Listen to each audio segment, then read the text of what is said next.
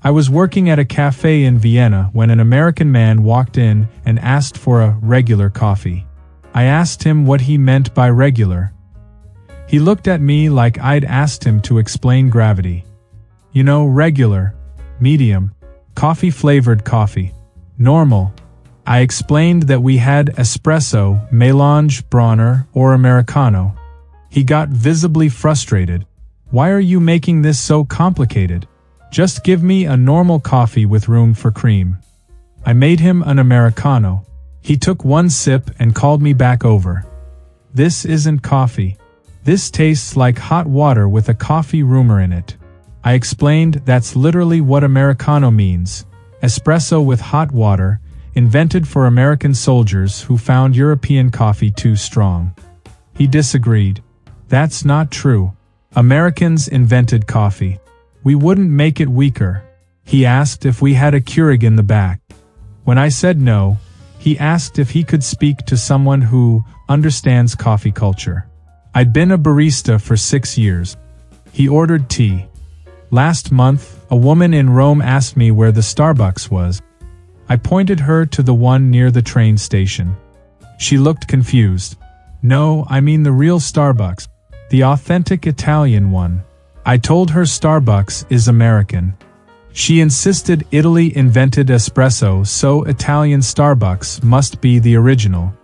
She wouldn't believe me until she Googled it on her phone. She still went to Starbucks instead of my cafe. Said it felt more genuinely Italian. And that was just Tuesday. I work at a coffee shop in Amsterdam, and an American woman asked for a large coffee. I showed her our sizes. She stared at the cups and asked why the large was so small. This is like a medium in America.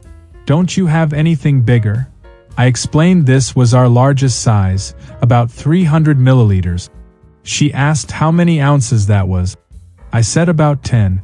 She looked personally offended. 10 ounces? That's not even a full cup in America. A large is 20 ounces minimum.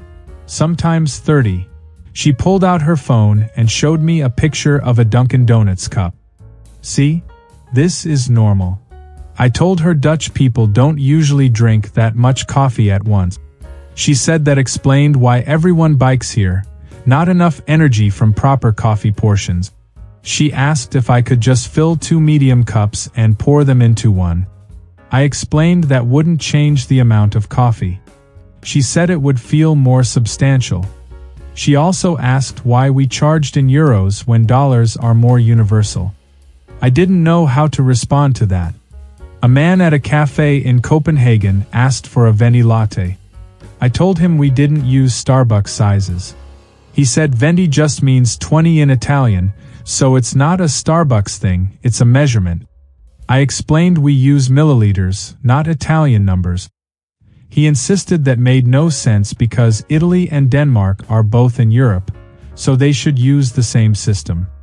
When I tried to clarify that countries have different languages, he said the EU should standardize coffee sizes. He asked if I'd ever been to Italy.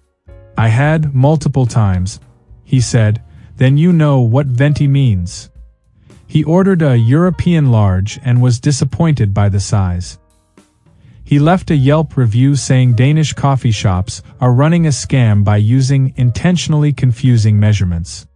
In Prague, an American asked for a medium iced coffee. It was January and -5 degrees outside. I asked if he was sure he wanted it iced. He said, obviously. It's not summer, but I'm not a psycho. I made him the iced coffee. He took it outside and came back 3 minutes later. This is freezing. Can you make it less cold? I offered to make him a hot coffee instead. He said no, he wanted iced coffee, just not cold. I explained that's what iced means. He said in America, iced coffee is room temperature with a little ice. I asked if he meant cold brew. He didn't know what that was. He wanted iced coffee that wasn't cold, didn't have much ice, and wasn't room temperature. He settled on hot coffee and put it in his backpack. I watched him leave. The cup wasn't sealed properly. At my cafe in Berlin, A woman ordered a small cappuccino but wanted it in a large cup with extra room. I asked what for. She said room for cream and sugar. I explained cappuccinos already have milk. She said she doesn't drink milk, only cream. I offered to make it with cream instead. She said no, she wants the milk in it, plus room to add cream. When I looked confused, she got frustrated. How do you not understand this? Milk is for mixing. Cream is for flavor. They're completely different. I made her a cappuccino in a large cup, mostly empty. She added cream from the counter, then complained it was too milky. She asked if European cream was different from American cream. I said probably not.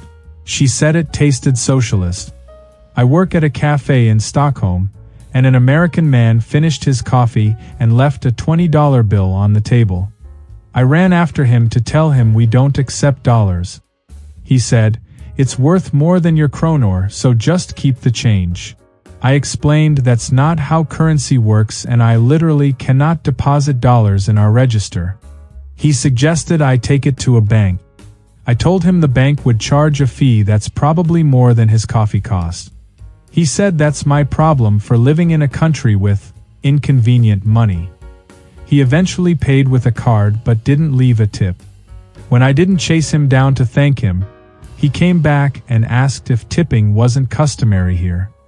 I said it's optional and usually just rounding up. He said that explained the slow service. Our average ticket time was 4 minutes. A woman in Lisbon tried to pay for her espresso with a €100 note. It was 7 a.m. and I just opened. I didn't have change. She suggested I just give it to her this time, and she'd pay double next time. I explained that's not how businesses work. She said in America, coffee shops have petty cash for this exact situation. I told her I had €30 in the register total. She asked why I opened without proper change. I said most people pay with cards or coins for a €2 coffee. She said she doesn't trust European card readers because they don't have chips like American card. I showed her that European cards invented the chip system. She said that's propaganda. She left to find an ATM and never came back. She left the €100 note on the counter and took the coffee. I now have €100 I can't use until I deposit it. At a cafe in Brussels, an American tried to tip me 50 cents on a €3 coffee. He handed it to me personally and said, "For excellent service." I said thank you. He waited. I asked if he needed anything else.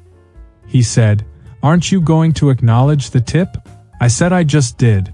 He explained that in America, servers usually express extra gratitude for tip. I told him I appreciated it, but wasn't sure what else to say. He seemed disappointed. He asked if tips weren't important to Belgian workers. I explained we have a living wage and tips are just a small bonus. He said that's why European service is so impersonal. I'd made his coffee exactly how he asked, remembered his modification from yesterday, and gave him a free cookie. He wrote on his receipt, "Service needs improvement.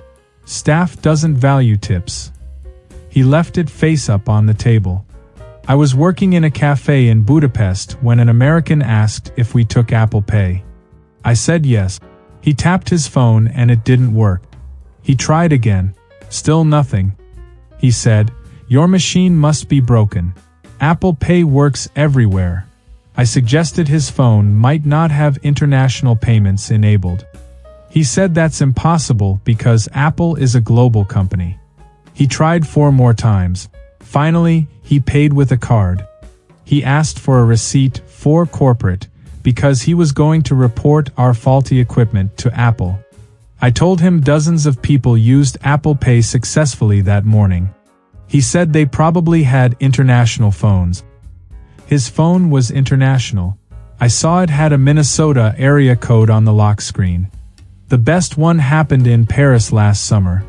An American woman came into the cafe and asked for a tall half-CAF soy latte with 2 pumps vanilla and extra foam. She repeated it slower, like I didn't understand English. I told her we don't have pumps of vanilla. We have vanilla syrup we add by eye. She asked how I measure it then. I said I pour it. She looked horrified. You don't have standardized measurements? How do you maintain consistency? I've made thousands of lattes. They're pretty consistent. She asked if I could make it half-calf. I explained we don't have decaf espresso already made. I'd have to make a full decaf shot and a full regular shot and combine them. She said that's fine. I told her that would be 2 shots total, making it stronger than a normal latte. She said she didn't want it stronger, she wanted it half-calf. I explained those are contradictory requirements. She said in America, half-calf means half the caffeine, not double the coffee. I told her then she just wants decaf. She said no, she wants half-calf. The difference was very important to her. I made her a regular latte with decaf. She took a sip and said it tasted too strong. I offered to add more milk. She said that would mess up the ratio. She asked if I'd been trained on the standard latte formula. I told her I studied coffee in Italy. She said that explained it. Italians don't have Starbucks training. I pointed out the Starbucks down the street. She said that's different, that's French Starbucks. She asked for a refund. I gave her one. She left a 1-star Google review saying Parisian cafes are overrated and don't understand American coffee culture. She posted a photo of her rejected latte. It looked perfect. The funny thing about working in European cafes is that coffee here is simple. Espresso, milk, maybe sugar. But somehow, we've complicated it by not complicating it enough. And somewhere right now, another American is explaining to a confused Italian barista that 20 means large, not 20, and could they please just make it like Starbucks does.